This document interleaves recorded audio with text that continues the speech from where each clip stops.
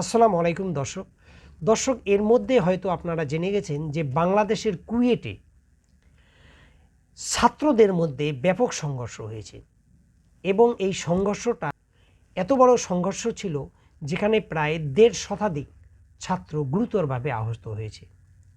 তো দর্শক, কেন এই ছাত্রদের মধ্যে এই সংঘর্ষ, এই সংঘর্ষের ফল আগামী দিনে কি হতে পারে এবং কি কারণে এই সংঘর্ষ?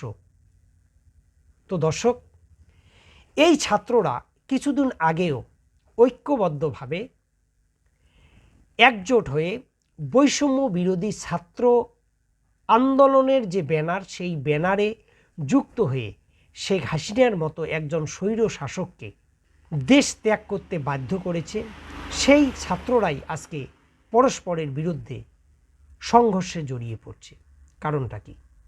তো দর্শক, আপনারা জানেন যে শেখ হাসিনার যে শাসন ছিল, যে সীমাহীন দুর্নীতি ছিল, অপশাসন ছিল, বাক স্বাধীনতা হরণ করা ছিল, তারপরে গণতন্ত্রকে হরণ করা ছিল, এই যে জেল জুলুম এত কিছু ছিল, এগুলোর বিরুদ্ধে বিগত ১৫-১৬ বছরে কোনো রাজনৈতিক দলই কিন্তু সেভাবে কঠিন কোনো সংগ্রাম গড়ে তুলতে পারেনি।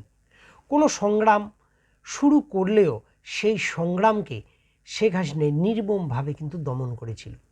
কিন্তু কোটা সংস্কারকে কেন্দ্র করে যখন ছাত্র সমাজের একটা অংশ কোটা সংস্কারের পক্ষে বিশাল আন্দোলন শুরু করলো, তখন কিন্তু এই আন্দোলনের সঙ্গে যুক্ত হলো জামায়াতে ইসলামীর যে ছাত্র সংগঠন, ছাত্র শিবির, তারপরে বিএনপি ছাত্র সংগঠনের কর্মী, ছাত্র দলের যারা আছে তারা, এবং বিভিন্ন রাজনৈতিক দলের যারা ছাত্র সংগঠনের কর্মী ছিল, তারা এই বৈষম্য বিরোধী ছাত্র আন্দোলনের যে ব্যানার, সেটার সঙ্গে যুক্ত হয়ে অনেক ত্যাগ, অনেক জীবনের বিনিময়ে শেখ হাসিনা মুক্ত একটা বাংলাদেশ গঠন করলো। তো দর্শক, এই যে শেখ হাসিনা মুক্ত বাংলাদেশটা তৈরি হলো, যেখানে ১.৫ শতাধিক মানুষ প্রাণ দিয়েছে, অসংখ্য মানুষ আহত হয়েছে, তো এই যে ত্যাগটা, এটার মূল উদ্দেশ্যটা কি ছিল? কি কারণে সমস্ত ছাত্র সংগঠনের ছাত্ররা ঐক্যবদ্ধ হয়ে এই আন্দোলনটা করলো? এই আন্দোলনের মূল উদ্দেশ্যটা ছিল, সেটা হচ্ছে বৈষম্যহীন একটা বাংলাদেশ তৈরি করা, যে বাংলাদেশে মানুষের বাক স্বাধীনতা থাকবে, গণতন্ত্র থাকবে, যে বাংলাদেশে সকল ধর্মের মানুষ সমানভাবে সমান সুযোগ সুবিধা পেয়ে বসবাস করতে পারবে এবং সমস্ত ধরনের বৈষম্য মুক্ত থাকবে বাংলাদেশ। বাংলাদেশে থাকবে না কোনো আয়নাঘর, থাকবে না কোনো দুর্নীতি, থাকবে না কোনো জেল জুলুম, এগুলো। তো এই যখন আশা নিয়ে সকল ছাত্র সংগঠন এবং সকল রাজনৈতিক দল মোটামুটি এক হয়ে শেখ হাসিনাকে হটিয়ে দিল, তখন তারা বিভিন্ন মতভেদ জড়িয়ে পড়ছে। কেন?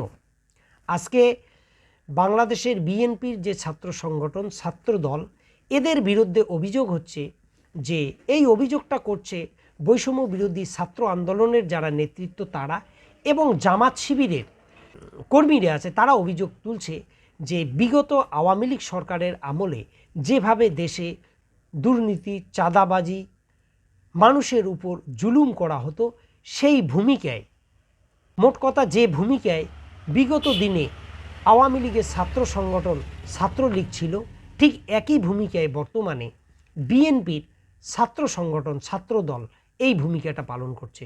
অর্থাৎ ক্যাম্পাস দখল করা, ছাত্রদের উপর জুলুম করা, চাঁদাবাজি করা, এই কাজগুলো করছে। এই অভিযোগগুলো বাকি ছাত্র সংগঠনের যারা কর্মী তারা কিন্তু করছে।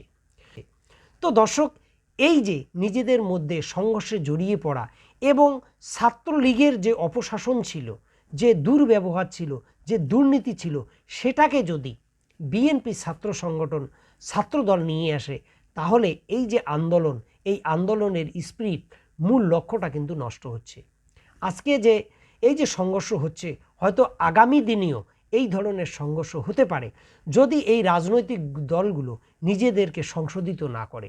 আজকে এমন যদি হয় যে মদে ঠিকই কিন্তু বোতলটা চেঞ্জ হয়ে গেল, অর্থাৎ আপনি মদই খাবেন কিন্তু আলাদা একটা বোতলে খাবেন, তাহলে তো এটার কোনো মানে হয় না।